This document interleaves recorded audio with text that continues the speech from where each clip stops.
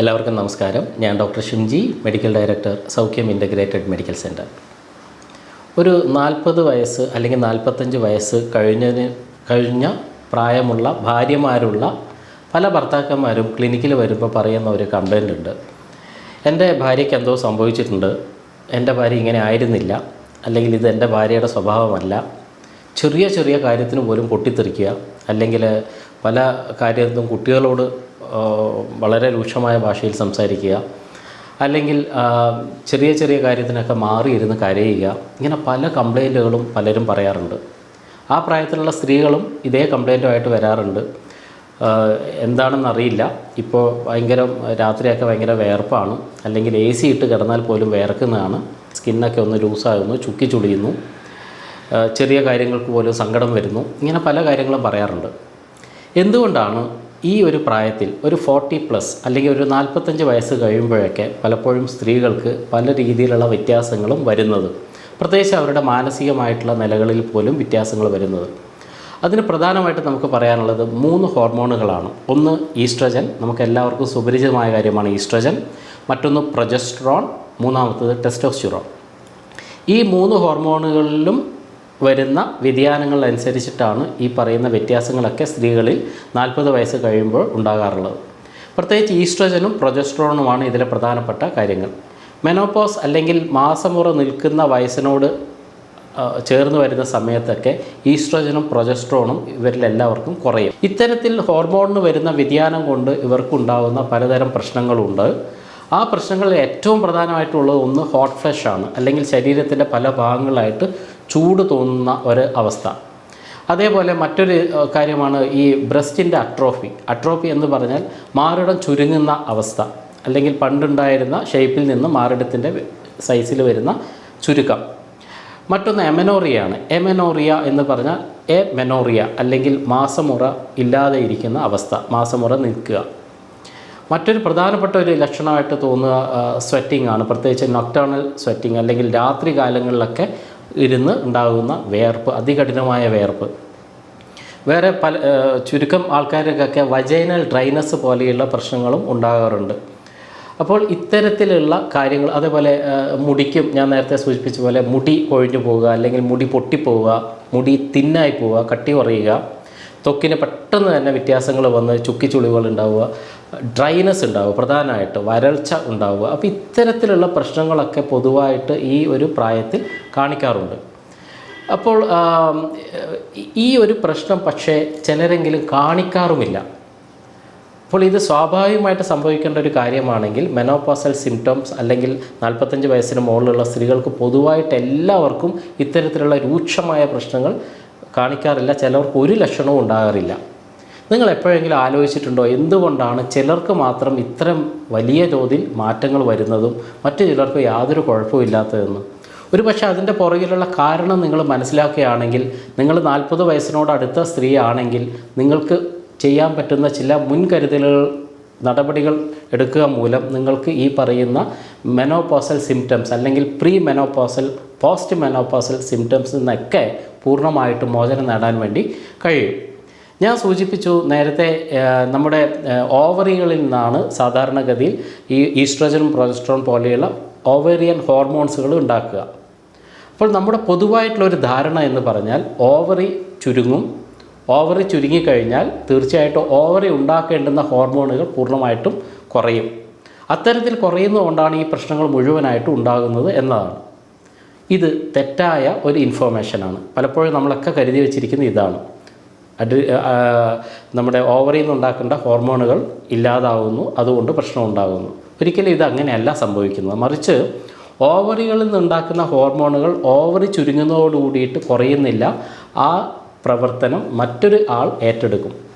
ആ ആളാണ് അഡ്രീനൽസ്. അഡ്രീനൽ ഹോർമോൺസായിട്ട് ഈ പറയുന്ന ഈസ്ട്രജനും പ്രൊജസ്ട്രോണും, പിന്നെ അതേപോലെ തന്നെ ടെസ്റ്റോസ്റ്റിറോൺ, കോർട്ടിസോൾ, ആൽഡോസ്റ്റിറോൺ, DHEA തുടങ്ങിയ പ്രധാനപ്പെട്ട ഹോർമോണുകളെല്ലാം അഡ്രീനൽ ഗ്ലാൻഡ് ഉണ്ടാക്കിത്തരും. അപ്പോൾ പിന്നെ എന്തുകൊണ്ടാണ് ചിലർക്കിത് നടക്കാത്തത്, ചിലർക്ക് ഈ പറയുന്ന ഹോർമോണിൻ്റെ ഇംബാലൻസ് വന്നിട്ടുള്ള പ്രശ്നങ്ങൾ ഉണ്ടാകുന്നത്? വളരെ ശ്രദ്ധയോടെ നമ്മൾ നോട്ടീസ് ചെയ്യേണ്ട ഒരു കാര്യമാണിത്. ഇതിൽ പ്രധാനപ്പെട്ട വില്ലൻ എന്ന് പറയുന്നത് കൊളസ്ട്രോളാണ്. കൊളസ്ട്രോള് കൊണ്ട് ആണ് അഡ്രീനൽ ഗ്ലാൻഡ്സ് ഈ പറയുന്ന ഹോർമോണുകൾ ഉണ്ടാക്കുന്നത്. കൊളസ്ട്രോൾ ഇല്ലെങ്കിൽ അഡ്രീനൽ ഗ്ലാൻഡിന് ഈ പറയുന്ന ഹോർമോണുകൾ ഉണ്ടാക്കാൻ കഴിയില്ല. അപ്പോൾ നിങ്ങളതിൽ ഏറ്റവും ആദ്യം ശ്രദ്ധിക്കേണ്ടത് നിങ്ങളുടെ ശരീരത്തിൽ അഡിക്വേറ്റ് കൊളസ്ട്രോൾ ഉണ്ടോ എന്ന് ഉറപ്പ് വരുത്തുക. കൊളസ്ട്രോളിനെ നമ്മൾ അത്രയും പേടിക്കേണ്ട കാര്യമാണ്. അപ്പം ഈ പറയുന്ന പ്രശ്നങ്ങൾ ഇല്ലാതാക്കാൻ വേണ്ടി നമ്മൾ ആലോചിക്കേണ്ടുന്ന ഭക്ഷണ ക്രമീകരണങ്ങളിൽ ഏറ്റവും ആദ്യമായിട്ട് നിൽക്കുന്നത് കൊളസ്ട്രോളിൻ്റെ അല്ലെങ്കിൽ നല്ല ഫാറ്റിൻ്റെ കൺസംഷനാണ്. അത് കഴിച്ചേ തീരൂ. നമ്മൾ കൊളസ്ട്രോളിന് എന്ന് പറയുമ്പോൾ എപ്പോഴും ഒരു വില്ലൻ രൂപത്തിലാണ് കാണുക. തീർച്ചയായിട്ടും കൊളസ്ട്രോളിന് ആ രൂപത്തിൽ കാണേണ്ടതല്ല. നിങ്ങൾക്ക് മനസ്സിലാക്കേണ്ടത് ഏറ്റവും പ്രധാനപ്പെട്ട കാര്യം 25% ബ്രെയിൻ ഉണ്ടാക്കിയിട്ടുള്ളത് കൊളസ്ട്രോൾ കൊണ്ടാണ്. പ്യുവറായിട്ടുള്ള കൊളസ്ട്രോളാണ്. അപ്പോൾ ബ്രെയിൻ ഉണ്ടാക്കിയിട്ടുള്ള കൊളസ്ട്രോൾ അത്ര ചീത്തയാവാനുള്ള സാധ്യതയില്ല. മറ്റൊരു പ്രധാനപ്പെട്ട കാര്യം നമ്മൾ മനസ്സിലാക്കേണ്ടത് നമ്മുടെ ശരീരത്തിനകത്തുള്ള 75% വരുന്ന കൊളസ്ട്രോൾ ഉണ്ടാക്കിയിട്ടുള്ളത് നമ്മുടെ തന്നെ കോശങ്ങൾ കൊണ്ടാണ്. കഴിക്കുന്ന ഭക്ഷണത്തിൽ നിന്ന് നമ്മളിനി എന്ത് ഫാറ്റ് കഴിച്ചോട്ടെ, എന്ത് കാർബോഹൈഡ്രേറ്റ് കഴിച്ചോട്ടെ, അതിൽ നിന്നൊക്കെ നമുക്ക് കിട്ടുന്നത് ഏകദേശം 25% കൊളസ്ട്രോൾ മാത്രമാണ്. അപ്പോൾ അതുകൊണ്ടാണ് പലപ്പോഴും സ്റ്റാറ്റിൻ അടങ്ങിയ കൊളസ്ട്രോൾ കുറയ്ക്കാൻ ഉള്ള മരുന്നുകളൊക്കെ കണ്ടിന്യൂസ് ആയിട്ട് കഴിക്കുന്ന ആൾക്കാർക്ക് ചിലപ്പോൾ അമ്നേഷ്യ പോലെയുള്ള പ്രശ്നങ്ങളുണ്ടാവും. അമ്നേഷ്യ എന്ന് പറഞ്ഞാൽ ഓർമ്മക്കുറവാണ്. പലപ്പോഴും ഞാൻ നോട്ടീസ് ചെയ്തിട്ടുള്ളൊരു കാര്യം, ഇപ്പോൾ ക്ലിനിക്കിൽ വരുന്ന ആൾക്കാർ അവരുടെ കൊളസ്ട്രോൾ ലെവലൊക്കെ എടുത്തു വന്ന് പലരും വളരെ അഭിമാനത്തോടു കൂടി പറയാറുണ്ട്, ടോട്ടൽ കൊളസ്ട്രോൾ 110 ഉള്ളൂ അല്ലെങ്കിൽ 100 ഉള്ളൂ. ഇവരോട് നമ്മൾ ചില കാര്യങ്ങൾ ചോദിക്കുമ്പോൾ അവർ പറയും, ഓക്കെ, എൻ്റെ കോഗ്നേറ്റീവ് പവർ കുറഞ്ഞിട്ടുണ്ട്, എനിക്ക് കാര്യങ്ങൾ ആലോചിച്ച് കൂട്ടിയോജിപ്പിച്ച് പറയാനുള്ള കഴിവ് കുറയുന്നു, എനിക്ക് ചില ആൾക്കാരുടെ പേരുകളൊക്കെ മിസ്സാവുന്നു. ഇതൊക്കെ സംഭവിക്കുന്നത് കൊളസ്ട്രോൾ വളരെയധികം ലോവർ ആകുമ്പോഴാണ്. അപ്പോൾ ഇതേപോലെ നമ്മൾ ശ്രദ്ധിക്കേണ്ട മറ്റൊരു കാര്യമാണ് ക്യാൻസറിൻ്റെ പല പഠനങ്ങളും പുതിയതായിട്ട് വന്നിട്ടുള്ളത് പറയുന്നത്, നിങ്ങളുടെ കൊളസ്ട്രോൾ ലെവൽ കൂടിയിട്ടുണ്ടെങ്കിൽ, വളരെയധികം കൊളസ്ട്രോൾ ഉള്ളവർക്ക് ക്യാൻസറിൻ്റെ ടെൻഡൻസി കുറവാണ് എന്നുള്ള ഒരു പഠനവും പുറത്തേക്ക് വന്നിട്ടുണ്ട്. അപ്പോൾ കൊളസ്ട്രോൾ അങ്ങനെ നമ്മൾ പേടിക്കേണ്ട കാര്യമല്ല. LDL കൊളസ്ട്രോളിന് ഓക്സിഡൈസ്ഡ് ആകുമ്പോഴാണ്, ഓക്സീകരണം നടക്കുമ്പോഴാണ് ഇതൊരു വില്ലനായിട്ട് മാറാനുള്ള സാധ്യതയുള്ളത്. അതുകൊണ്ടാണ് നമ്മളെപ്പോഴും ശരീരത്തിനകത്ത് കോഎൻസൈം Q10 എന്ന് പറയുന്ന ഒരു കാര്യമുള്ളത്. അതുകൊണ്ടാണ് പലപ്പോഴും ഹൃദയ സംബന്ധമായ രോഗവുമായിട്ട് വരുന്നവർക്കൊക്കെ നമ്മൾ ഈ കാർഡിയാക് ബ്ലോക്കൊക്കെ ഉണ്ട് എന്ന് പറയുന്നവർക്ക്, അല്ലെങ്കിൽ അങ്ങനെ വരാൻ സാധ്യതയുള്ളവർക്കൊക്കെ നമ്മൾ മുൻകൂറായിട്ട് കോഎൻസൈം Q10 എന്ന് പറയുന്ന ഒരു കണ്ടൻറ്റ് കൊടുക്കുന്നത്, കഴിക്കാൻ വേണ്ടി കൊടുക്കുന്നത്. ഇത് ഈ LDL എന്ന് പറയുന്ന കൊളസ്ട്രോളിൻ്റെ ഓക്സീകരണം ചെറുക്കും, ഇല്ലാണ്ടാക്കും. അപ്പോൾ എലിയെ പേടിച്ച് നമ്മൾ ഇല്ലം ചുട്ടുന്നത് പോലെയാണ് കൊളസ്ട്രോൾ എന്ന് പറയുന്നത് ഒരു വലിയ വിപത്താണെന്ന് കരുതി കൊളസ്ട്രോളിനെ പൂർണ്ണമായിട്ട് ഒഴിവാക്കാവുന്ന മരുന്നുകൾ കഴിച്ചു കൊണ്ടേയിരിക്കുന്നത്. ഇത് കഴിഞ്ഞ ഒരു 5 വർഷത്തിനിടയിൽ കൂടുതലായിട്ട് വൈദ്യശാസ്ത്ര സമൂഹമൊക്കെ ചർച്ച ചെയ്തുകൊണ്ടിരിക്കുന്ന ഒരു കാര്യം കൂടിയാണ്. വളരെ പണ്ടുള്ള ഒരു കൺസെപ്റ്റാണ് എല്ലാത്തിനും കൊളസ്ട്രോൾ വില്ലനാണ്, കൊളസ്ട്രോൾ ഉണ്ടാകാൻ പാടില്ല എന്നൊക്കെ പറയുന്നത്. അപ്ഡേഷനുള്ള ഏതൊരാൾക്കും, അതായത് കൃത്യമായ വിവരങ്ങൾ പുതിയതായിട്ട് മനസ്സിലാക്കുന്ന ഏതൊരാൾക്കും മനസ്സിലായിട്ടുള്ള കാര്യമാണ് കൊളസ്ട്രോൾ അത്ര മോശക്കാരനല്ല എന്നുള്ളത്. അപ്പോൾ കൊളസ്ട്രോൾ കൂടാൻ വേണ്ടി നമ്മൾ എന്താണ് കഴിക്കേണ്ടത്? കൊളസ്ട്രോൾ കൂടാൻ വേണ്ടി നമ്മൾ കഴിക്കേണ്ടത് ഏറ്റവും നല്ലതൊന്ന് നല്ല പുല്ല് തിന്നുന്ന പശുവിൻ്റെ പാലിൽ നിന്ന് കിട്ടുന്ന ബട്ടറൊക്കെയാണ്. അപ്പോൾ ബട്ടർ നല്ലൊരു ചോയ്സാണ്. ബട്ടർ നമ്മൾ പേടിച്ച് കഴിക്കാതിരിക്കാൻ മാറ്റി വെക്കേണ്ടുന്നൊരു കാര്യമല്ല. ചീസ് മറ്റൊരു നല്ലൊരു ഓപ്ഷനാണ്. ചീസ്, റെഡ് മീറ്റുകൾ, അതൊരിക്കലും കരിച്ചും പൊരിച്ചും ഒന്നും കഴിക്കരുത്. റെഡ് മീറ്റും നമുക്ക് നന്നായിട്ട് കഴിക്കാം. അപ്പോൾ ഇതിൻ്റെയൊക്കെ ശരിയായ രീതിയിലുള്ള പ്രവർത്തനം അകത്ത് നടക്കണമെന്നുണ്ടെങ്കിൽ നമ്മുടെ ശരീരത്തിനകത്ത് കൃത്യമായിട്ട് വൈറ്റാമിൻ ഡിയും വേണം. അപ്പോൾ വൈറ്റാമിൻ ഡി കൃത്യമായിട്ട് കൊടുക്കുക. അപ്പോൾ ഇത്തരത്തിൽ നമ്മൾ കൊളസ്ട്രോളിനെ സംരക്ഷിക്കുകയാണെങ്കിൽ ഒരു വലിയ പരിധി വരെ നിങ്ങൾക്ക് ഈ മെനോപോസൽ സിംറ്റംസ് അല്ലെങ്കിൽ 40 വയസ്സിന് ശേഷം നിങ്ങളെ ബാധിക്കാനിടയുള്ള പല പ്രശ്നങ്ങളിൽ നിന്നും ഒരു ശാശ്വതമായിട്ടുള്ള പരിഹാരം ഉണ്ടാക്കാൻ വേണ്ടി കഴിയും. മറ്റൊരു കാര്യം എന്ന് പറയുന്നത്, നമ്മൾ കഴിക്കേണ്ടുന്ന ഭക്ഷണം പൂർണ്ണമായിട്ടും മലബന്ധം ഇല്ലാതാക്കുന്ന ഭക്ഷണങ്ങളായിരിക്കണം. കോൺസ്റ്റിപ്പേഷൻ ഒഴിവാക്കുന്ന ഭക്ഷണങ്ങൾ. എന്താണ് കോൺസ്റ്റിപ്പേഷനും ഈ പറയുന്ന മെനോപോസൽ സിംറ്റംസും അല്ലെങ്കിൽ ഈ 40 വയസ്സിന് ശേഷമുള്ള സ്ത്രീകൾക്ക് പൊതുവായി കാണുന്ന പല പ്രശ്നങ്ങളും തമ്മിലുള്ള ബന്ധം? അത് ആ പ്രായത്തിൽ മാത്രമല്ല, ഏത് പ്രായത്തിലായാലും നമ്മൾ മനസ്സിലാക്കേണ്ടുന്ന ഒരു പ്രധാനപ്പെട്ട കാര്യം, നമ്മുടെ ശരീരത്തിനകത്ത് എപ്പോഴും ഹോർമോണിൻ്റെ ഒരു ബാലൻസ് വേണം. ചില ഹോർമോണുകൾ കൂടിയാലും കുറഞ്ഞാലും ഒക്കെ പ്രശ്നമാണ്. അതുകൊണ്ട് പലപ്പോഴും പല ഹോർമോണുകളും പുറത്തേക്ക് കളയുന്നത് മലം വഴിയാണ്. അപ്പോൾ മലം ശരിയായ രീതിയിൽ പുറത്തേക്ക് പോകുന്നില്ല എന്നുണ്ടെങ്കിൽ നിങ്ങളുടെ ഹോർമോണുകൾ പൂർണ്ണമായിട്ടും പുറത്തേക്ക് പോകേണ്ടുന്ന ഹോർമോണുകൾ പുറത്ത് പോകാതിരിക്കുകയും അത് ഹോർമോണൽ ഇംബാലൻസിന് ഇടയാക്കുകയും ചെയ്യുന്നു എന്ന് പഠനങ്ങൾ പറയുന്നുണ്ട്. അപ്പോൾ തീർച്ചയായിട്ടും നിങ്ങൾ മലബന്ധം ഒഴിവാക്കുക. അപ്പോൾ മലബന്ധം ഒഴിവാക്കാൻ വേണ്ടി എന്താണ് ചെയ്യേണ്ടത്? നമ്മൾ പറയും നാരുകളടങ്ങിയ ഭക്ഷണങ്ങൾ ധാരാളമായിട്ട് കഴിക്കണമെന്ന്. നാരുകൾ 2 തരത്തിലുണ്ട്. ഒന്ന് സോളിബിൾ ഫൈബർ, അല്ലെങ്കിൽ അലിയുന്ന ഫൈബറും അലിയാത്ത ഫൈബറും, സോളിബിളും ഇൻസോളിബിൾ ഫൈബർ. ഇതിൽ ഇൻസോളിബിൾ ഫൈബർ എന്ന് പറയുന്നത് അത്ര നല്ല സാധനമൊന്നുമല്ല. പലപ്പോഴും നമ്മുടെ ഗ്രെയിൻസിൽ നിന്നൊക്കെ ഉണ്ടാകുന്ന, തവിടിൽ നിന്നൊക്കെ കിട്ടുന്ന കാര്യങ്ങളൊക്കെ ഇൻസോളിബിൾ ഫൈബറാണ്. നമുക്ക് വേണ്ടത് സോളിബിൾ ഫൈബറാണ്. എവിടെ നിന്നാണ് സോളിബിൾ ഫൈബർ കിട്ടുക? ഈ സോളിബിൾ ഫൈബർ കഴിക്കുന്നതുകൊണ്ട് എന്താണ് പ്രധാനപ്പെട്ട ഗുണം? സോളിബിൾ ഫൈബർ കൃത്യമായിട്ട് നിങ്ങൾ കഴിക്കുകയാണെങ്കിൽ നിങ്ങൾക്ക് നിങ്ങളുടെ നല്ല ബാക്ടീരിയക്കുള്ള ഭക്ഷണമായിട്ട് അത് ഉപയോഗപ്പെടുത്തും നിങ്ങളുടെ ശരീരം.